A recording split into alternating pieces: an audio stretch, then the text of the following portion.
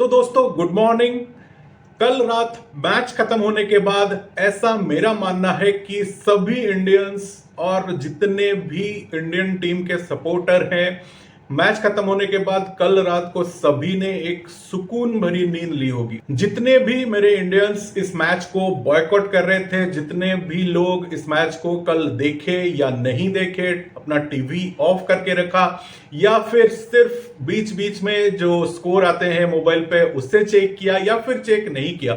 सभी ने कल रात को बहुत अच्छी नींद ली होगी, ऐसा मेरा मानना है मैच के बाद। और क्यों ना हो, जिस तरह से टीम इंडिया ने कल परफॉर्म किया, जिस तरह से पाकिस्तान के एकदम से गर्दन मरोड़ दिया मैच में, उस मैच के खत्म होने के बाद चैन की नींद लेना ये 100% है। और स्पेशली जब पोस्ट मैच प्रेजेंटेशन में जो कुछ हुआ, आप तो जानते हैं, वो हैंडशेक वाला जो मैटर है,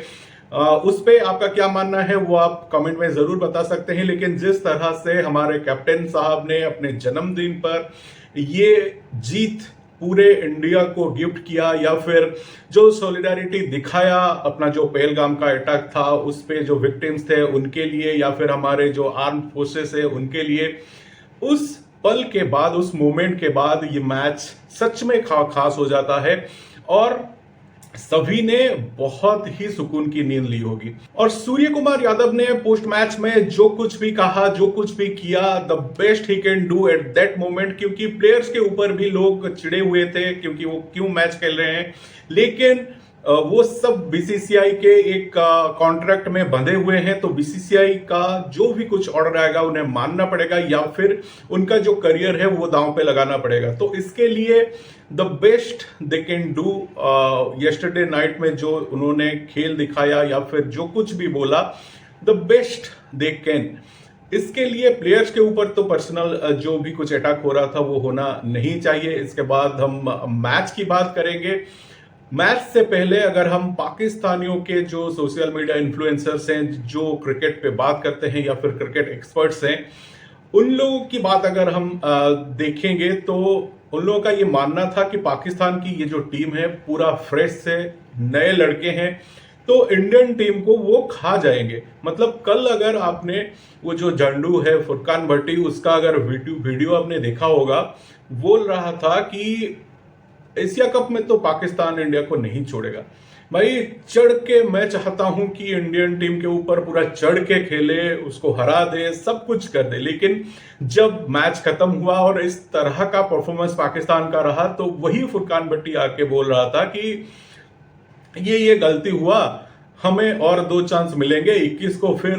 इंडिया पाकिस्तान होगा तो होपफुली हम वो बदला ले लेंगे, ये ले लेंगे, वो ले लेंगे। लेकिन कल वाली जो मैच था उसका क्या, तुमने मैच से पहले क्या बोला था कि चढ़कर पाकिस्तान की टीम खेलेगी, लेकिन पाकिस्तान की टीम चढ़ तो नहीं पाई, रेंगते हुए हार के गई है। और जो 3 प्लेयर के ऊपर पाकिस्तानियों के पूरा भरोसा था वो था साइम अयूब एक, दूसरा था वो जो हसन नवाज, एक नया लड़का आया है, और तीसरा था फकर जमान, जो कि एक प्लेयर अच्छा है। लेकिन कल की अगर हम परफॉर्मेंस देखेंगे तो साइम अयूब पहली ही बॉल पे आउट होके गया, हसन नवाज शायद 3-4 पे आउट होके गया, और फकर जमान 15 बॉल पे 17 रन, उसका स्ट्राइक रेट 113 का था। तो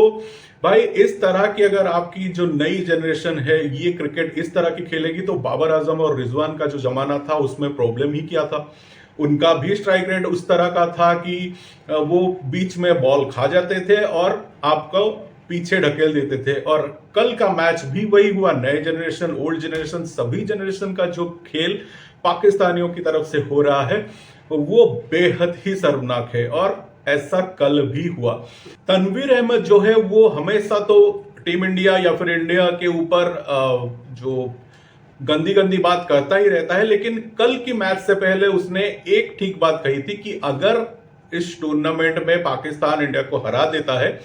तो वो सिर्फ और सिर्फ अपसेट कहा जाएगा। और इस बात से शायद कहीं ना कहीं तनवीर अहमद से मैं सहमत था कि हाँ, अगर टीम इंडिया हारती है, जो कि पॉसिबल ही नहीं था, हम जीतने वाले थे, लेकिन इतनी मतलब इतना इम्प्रेसिव जीत हमारी होगी और हम पाकिस्तान को इतना नीचे ढकेलेंगे, इस तरह की उम्मीद शायद नहीं थी और हमारी टीम ने ये कल करके दिखाया। लेकिन तनवीर अहमद की ये बात कि अगर टीम इंडिया को कोई हरा देता है तो वो सिर्फ और सिर्फ अपसेट होगा, इसका मतलब खुद मान ही चुके थे कि अपना टीम में दम नहीं है। लेकिन फिर भी उसने कहा था कि शायद ये हो सकता है साइम आयूब एक ओवर में 6 छक्के बुमराह को लगाए। भाई इतना सपना देखने के लिए आपके पास शायद टाइम नहीं है, इतना सपना मत देखो, क्योंकि जो साइम आयूब तुम्हारा है वो 2 मैच हो गए, दोनों मैच में सिर्फ गोल्डन डक पे ही वो आउट हुआ है। तो इस तरह का परफॉर्मेंस हसन नवाज, मैंने वो फुरकान भट्टी को भी सुना था कि हसन नवाज इस बार इंडियन टीम को नहीं छोड़ेगा, और कितना छोड़ेगा कितना नहीं छोड़ेगा हमने कल देख लिया है। इसके बाद का डिस्कशन अगर आप किसी चैनल की सुनेंगे तो वो सिर्फ अपने ही बारे में बात करते हैं, इंडियन टीम ने कितना अच्छा किया उसके बारे में उन लोगों से आप नहीं सुनेंगे, क्योंकि बोलने के लिए है ही कुछ नहीं। लेकिन कल के मैच में पाकिस्तान के लिए एक बहुत बड़ा अचीवमेंट जरूर है कि अपना जो पाकिस्तान का जो साइम आयूब है उसने सबसे ज्यादा विकेट कल के मैच में लिया है, 3 विकेट साइम आयूब के नाम था, और सबसे ज्यादा जो रन था वो था शाहिन शाह अफरीदी के नाम। तो मतलब एक फास्ट बॉलर के नाम सबसे ज्यादा रन और एक ओपनर के नाम सबसे ज्यादा विकेट, यही सिर्फ टीम पाकिस्तान की कल की अचीवमेंट थी, इसके अलावा कुछ भी नहीं था। लेकिन जो पोस्ट मैच जो कंडीशन में जो कुछ हुआ, वो हैंडशेक वगैरह का जो इशू है उसमें क्या ही कहें, मतलब शायद इसके बारे में आप लोग अच्छा बता सकते हैं कि ये होना चाहिए था, नहीं होना चाहिए था। लेकिन हम अगर सूर्य कुमार यादव के पॉइंट ऑफ व्यू से देखें, बिल्कुल सही था कि वो प्लेयर्स जो कल के मैच में खेल भी रहे थे, इतना भद्दा कमेंट्स उस टाइम पे किया था,